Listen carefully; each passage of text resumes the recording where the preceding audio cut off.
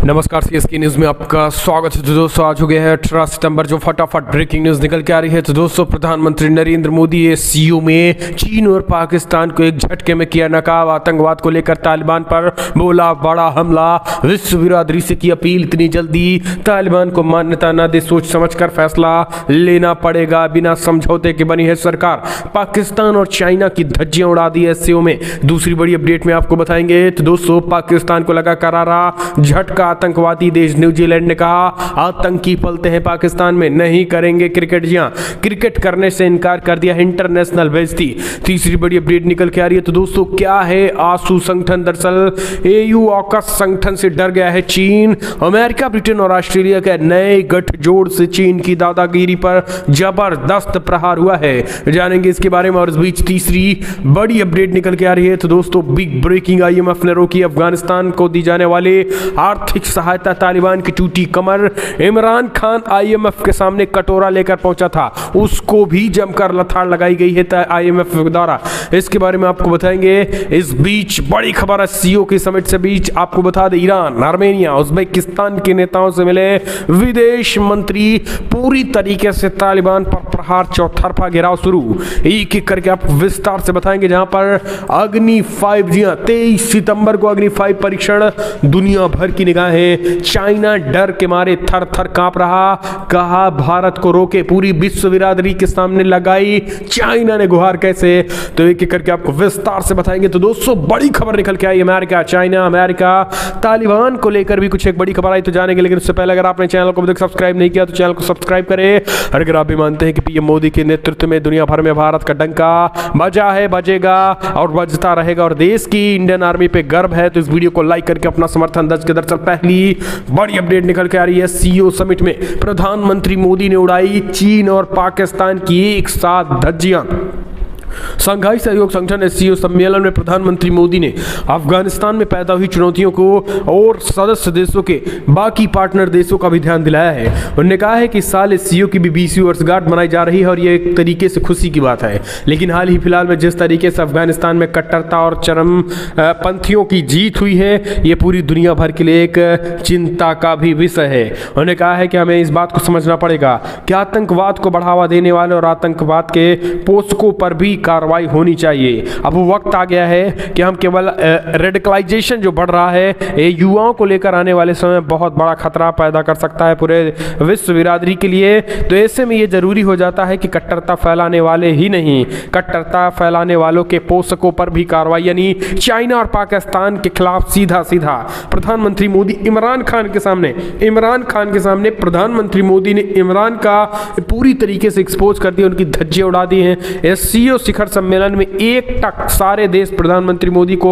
सुनते रहे और पीएम मोदी ने अफगानिस्तान, तालिबान, आतंकवाद के मुद्दे पे 6 मिनट तक भाषण दिया और जमकर इमरान खान और चाइना की भी धज्जियां उड़ाई। चाइना को अलग थलग और इमरान खान को भी अलग थलग करते दिखे पीएम मोदी। और यहां पर दोस्तों आपको बता दें कि पीएम मोदी के भाषण के बाद लगभग सभी देशों ने इस आतंकवाद और चरमपंथ को लेकर इस मुद्दे को टच किया और कहीं ना कहीं एक तरीके से पाकिस्तान पर सब पर हमला बोला और जीरो टॉलरेंस की अपनी नीति अपनाए जाने की बात कही है। तो पीएम मोदी ने आतंकवाद को लेकर फिर से एक्सपोज कर दिया है। अगली अपडेट लेते हैं। तो दोस्तों बड़ी खबर निकल के आ रही है 23 सितंबर, जी हां दरअसल तिलमिला गया है चीन अग्नि 5 परीक्षण से पहले ही।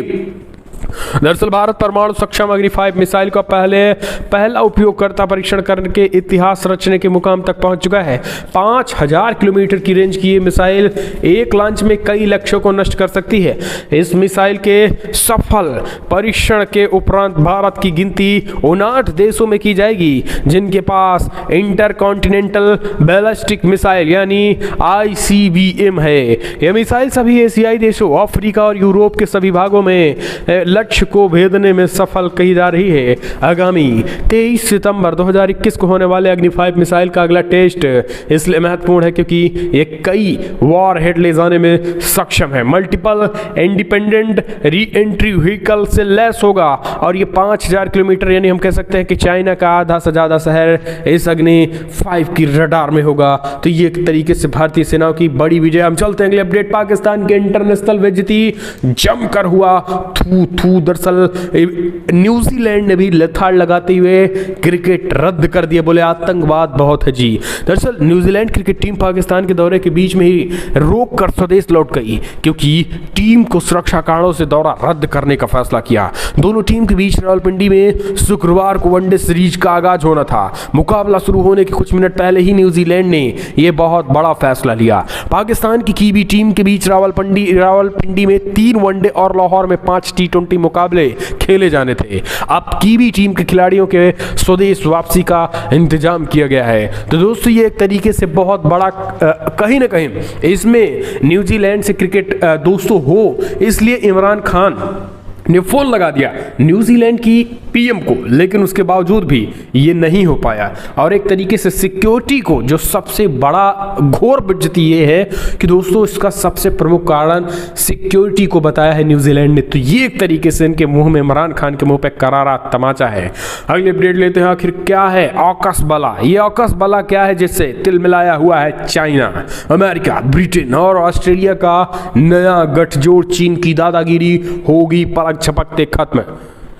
ब्रिटेन, अमेरिका और ऑस्ट्रेलिया ने हिंद प्रशांत क्षेत्र में चीन की दादागिरी कम करने और उसकी घेराबंदी के लिए नए त्रिपक्षीय सुरक्षा गठबंधन यानी ऑकस की घोषणा कर दी है। इन 3 देशों में से एक नए गठजोड़ में भारत नहीं है, मगर ऑकस का ऐलान एक और जहां भारत के लिए गुड न्यूज है तो चीन के लिए खतरे की घंटी है। वैश्विक सुरक्षा संबंधी घटनाक्रमों को देखते हुए भारत के आशावान होने की सबसे बड़ी वजह है कि नए त्रिपक्षीय सुरक्षा गठजोड़ से चीन की दादागिरी कम करने में मदद मिलेगी और हिंद प्रशांत क्षेत्र में संतुलन कायम हो सकेगा।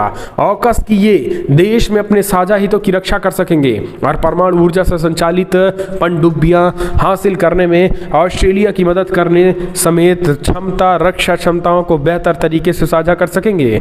इस गठबंधन के तहत तीनों राष्ट्र संयुक्त क्षमताओं के विकास करने, प्रौद्योगिकी को साझा करने, सुरक्षा के गहन एकीकरण को बढ़ावा देने और रक्षा संबंधित विज्ञान प्रौद्योगिकरण को मजबूत करने के लिए बताया है। समुद्र में चीन की दादागिरी भी कम होगी।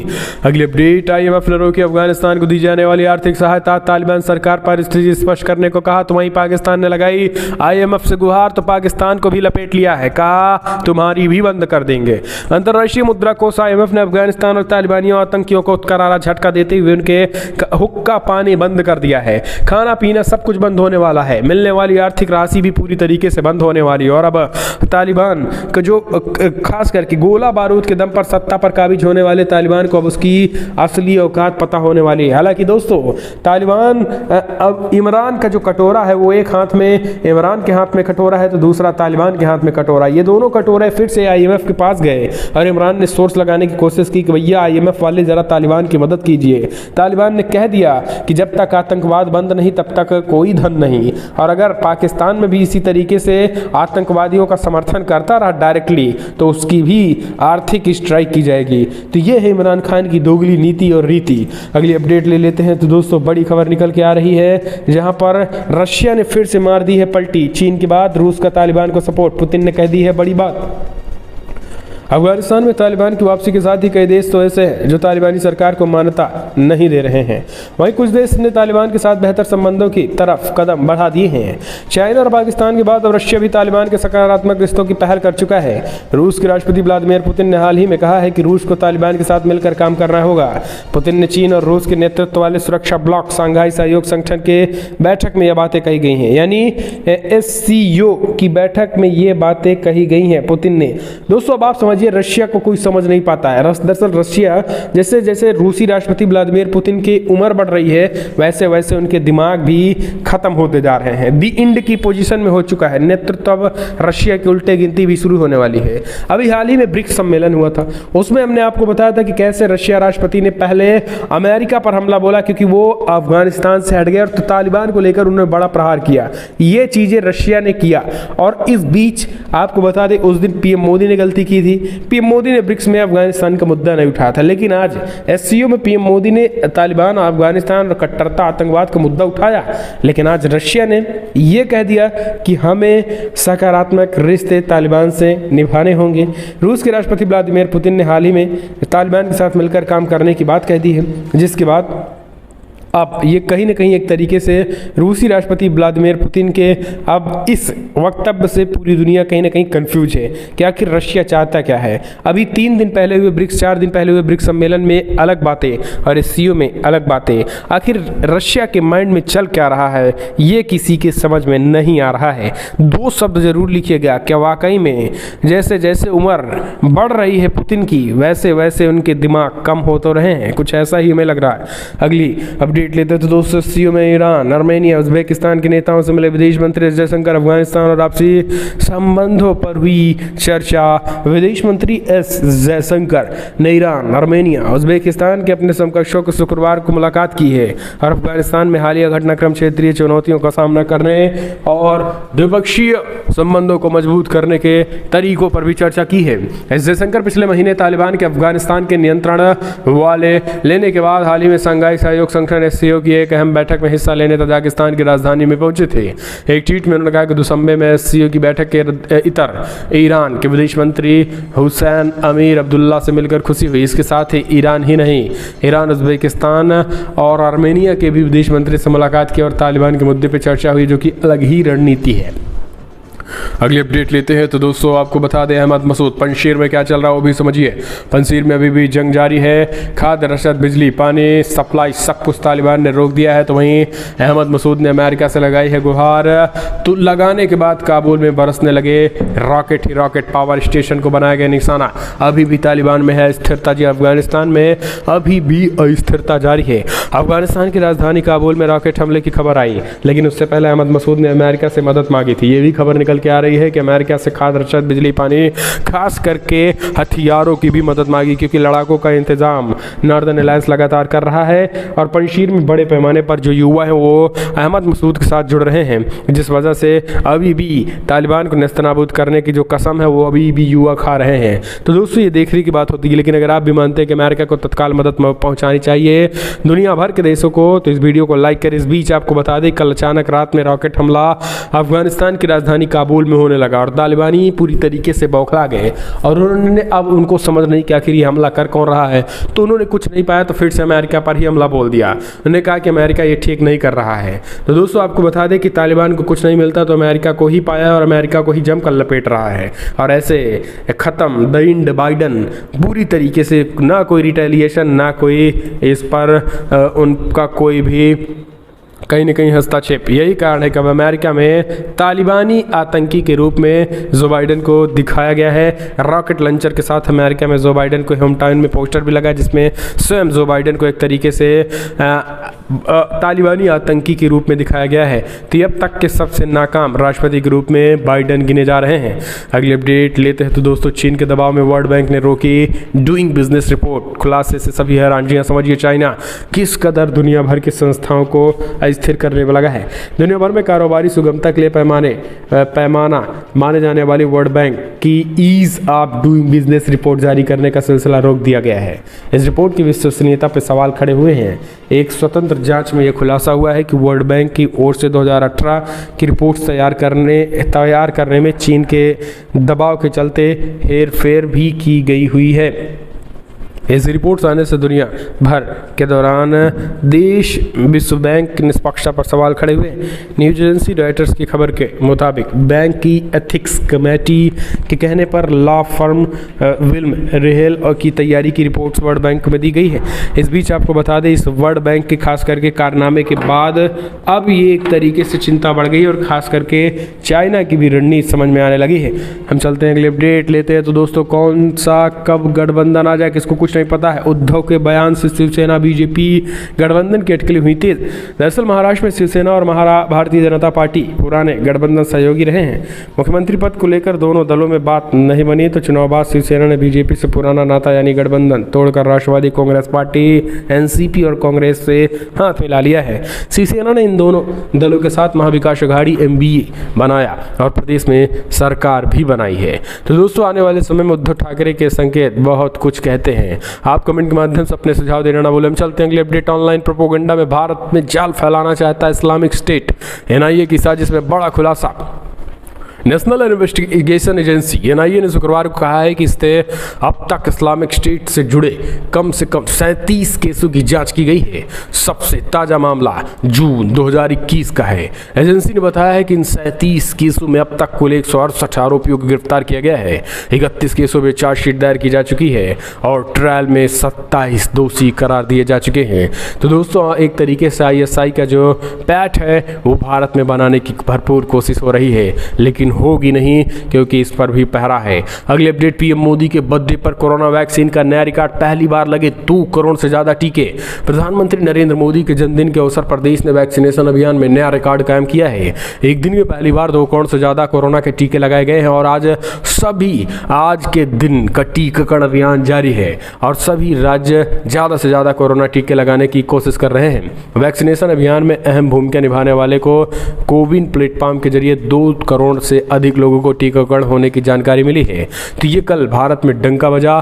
PM मोदी के जन्मदिन पर तो दोस्तों गुलाब के 71 फूलों का गुलदस्ता भेज PM शेख हसीना ने दी प्रधानमंत्री मोदी को बधाई। दरअसल प्रधानमंत्री नरेंद्र मोदी के 71वें जन्मदिन को इस बार खास तरीके से देश भर में मनाया जा रहा है। इस मौके पर जहां रिकॉर्ड वैक्सीनेशन किया जा रहा है तो वहीं दूसरी तरफ भारतीय जनता पार्टी के नई दिल्ली स्थित मुख्यालय में सेवा और समर्पण अभियान की शुरुआत की गई है।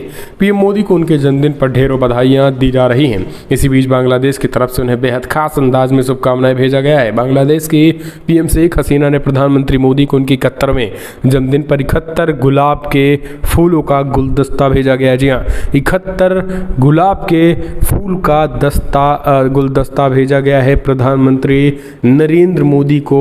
बांग्लादेश की प्रधानमंत्री शेख हसीना, यही नहीं, प्रधानमंत्री नरेंद्र मोदी को पूरी दुनिया भर से कल बधाइयों का तांता लगा रहा। देश भर में तो लोग जगह जगह हवन किए, जगह जगह PM मोदी के लंबी आयु की कामना की गई, जगह जगह पे प्रधानमंत्री नरेंद्र मोदी के इसी तरीके से PM बने रहने की जमकर एक तरीके से हम कह सकते हैं कि हवन किया गया PM मोदी के लिए। देश ही नहीं, दुनिया भर में इसी तरीके से प्रधानमंत्री मोदी का जन्मदिन मनाया गया। हम चलते हैं अगले अपडेट। फिर से रोई महबूबा मुफ्ती बोली आर्टिकल 370 और 35 से फिर से वापस लाएंगे। जी हाँ, नाजायज़ तरीके से हटाया गया है, ये बताया है। दरअसल जम्मू कश्मीर की पूर्व मुख्यमंत्री और PDP अध्यक्ष महबूबा मुफ्ती ने कहा है रजौरी में आर्टिकल 370 और 35 से हटाए जाने को लेकर एक बार फिर से स्टेटमेंट दे दिया है। दरअसल आपको बता दें, महबूबा मुफ्ती ने कहा है कि इसे आर्टिकल 370 और 35 से कानूनी तरीके से नहीं गया है, नाजायज़ तरीके से इसे हटाया गया है। रजौरी में एक सभा के दौरान उन्होंने कहा है कि आर्टिकल 370 और 35 से कानूनी तरीके से नहीं गया है, जायज़ तरीके से नहीं गया और हम इसे फिर से लाएंगे। अगर कोई चीज़ कोई व्यक्ति चोरी कर ले तो इसका मतलब ये नहीं कि वो उसे हम फिर से नहीं लाएंगे। तो ये है स्टेटमेंट खासकर महबूबा मुफ्ती का। हम चलते हैं अपडेट। फ्रांस को पछाड़ दुनिया का 6ठा सबसे बड़ा शेयर बाजार बना भारत। दरअसल भारतीय शेयर बाजार लगातार रिकॉर्ड पर रिकॉर्ड बना रहा है। गुरुवार को सेक्सेंस ने पहली बार 59,000 का लेवल पार कर लिया है। इससे भारतीय शेयर बाजार का market cap 34.5 lakh crore trillion dollar को पार कर गया है और अब ये फ्रांस को पीछे छोड़कर दुनिया का सबसे 6ठा बड़ा बाजार बन गया है। भारतीय शेयर बाजार शुक्रवार को भी हरे निशान में है और अभी जल्द ही 60,000 का आंकड़ा पार कर सकता है। बाजार के जानकारों का तो कहना है कि अगले वीक में ये 60,000 भी हो जाएगा। तो ये भारत का डंका ही है बज रहा है। अगले अपडेट लेते हैं। योगी सरकार 4.5 साल की उपलब्धियां बताएगी, सरकार घर घर पहुंचेंगे कार्यकर्ता। दरअसल आपको बता दें कि आमतौर पर किसी सरकार की उपलब्धियों का बखान एक तरीके से सालाना होता है। चुनावी वर्ष से पहले ये जश्न अभी भी जोर शोर से पड़ रहा है। ये चुनावी वर्ष में योगी सरकार 4.5 साल की उपलब्धियों का बखान करने के लिए बीजेपी कार्यकर्ता घर घर जाएंगे। दरअसल कोविड प्रोटोकॉल की वजह से यूपी की योगी सरकार अपने 4 साल पूरे होने पे समारोह नहीं कर पाई थी। समस्त तैयारियां करते हुए फोल्डर तैयार करने के लेकर विभागों की उपलब्धियों को विभागवार आंकड़े तैयार किए गए हैं। 19 सितंबर को 4.5 साल पूरा होने पर जहां खुद CM Yogi Adityanath press conference करने वाले हैं, तो इसके बाद से यूपी बीजेपी के तमाम कार्यकर्ता शुरू से ही अब चुनावी मोड में लग गए। अगले अपडेट। 200 कुलगांव में 3 घंटे के भीतर 2 आतंकी वारदात, पुलिसकर्मी और बिहार के एक मजदूर को लगी गोली। जी हाँ, दरअसल जम्मू कश्मीर के कुलगाम में आतंकवादियों ने 2 अलग अलग वारदात में एक पुलिसकर्मी एक और एक मजदूर की गोली मारकर हत्या कर दी है। पुलिस अधिकारी ने बताया है कि रात के करीब 8:30 बजे आतंकवादियों ने कटिहार के प्रीत नगर के रहने वाले शंकर सुमर चौधरी के DH पोड़ा इलाके में गोली मारकर हत्या कर दी है। उन्होंने कहा कि आतंकियों की तलाश जारी है और इससे पहले शाम को करीब 6:05 पर आतंकियों ने बंटो शर्मा नाम के पुलिसकर्मी पर गोली चलाई थी, जिससे वो घायल हो गए थे। अधिकारियों ने बताया है कि शर्मा को हॉस्पिटल ले जाया गया है, जहां उनकी मौत हो गई है। तो एक तरीके से कहीं ना कहीं अपने आप में बहुत बड़ी खबर है आतंकियों ने कल चलाई। हालांकि आपको बता दें, पुलिस ने चप्पे चप्पे पे तैनाती सेना के जवानों की लग गई और लगातार सर्च अभियान चल रहा। आतंकियों को एनकाउंटर अगले 24 घंटे में कई आतंकियों का एनकाउंटर होने वाला है। अगली अपडेट दोस्तों, मुंबई एनसीबी के हत्थे चढ़ा दाऊद इब्राहिम का गुर्गा अजीम भाऊ वसूली और ड्रग्स के धंधे में था शामिल। दरअसल मुंबई नारकोटिक्स कंट्रोल ब्यूरो के हत्थे दाऊद इब्राहिम का एक साथी चढ़ गया है। नारकोटिक्स ब्यूरो ने दाऊद के गुर्गे अजीम भाऊ और मोहम्मद अजीम को गिरफ्तार किया गया। अजीम वसूली और ड्रग्स के कारोबार में शामिल था। उसके खिलाफ कई थानों में लूट और फिरौती वसूलने के मामले दर्ज किए गए हैं। तो ये एक तरीके से बड़ी कामयाबी लगी है। तो दोस्तों फिलहाल बड़ी खबर में इतना है, लेकिन अगर आपको वीडियो पसंद आया तो लाइक करें, शेयर करें, कमेंट के माध्यम से अपने सुझाव देना ना भूलें। इस वीडियो में इतना ही।